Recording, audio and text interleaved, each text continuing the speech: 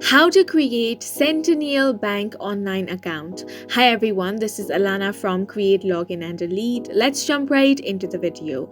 First, you want to open up any web browser you want and search for my100bank.com and press enter. On this web page, on this box, you can log into your account if you already have one. Since we're going to create a new account, click on the Enroll Now option, and that's going to redirect you to a different page. Here, for registering your new online banking account, you want to enter your last name, then enter your social security number. After that, you will have to enter your date of birth. Then enter your email address. After that, you can select your account type. I'm going to select checking. Then after that, you will have to enter your account number and then click on the Find Me option.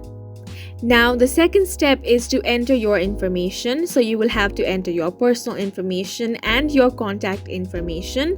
After that, the next step is verification. After all of your details have been verified, the next step is security, where you will have to enter your password. Then the next step is to agree to the terms and conditions. Simply follow all the steps correctly and your new account will be created. And that's it for this video. Please make sure to hit the like button and subscribe for more helpful tutorials.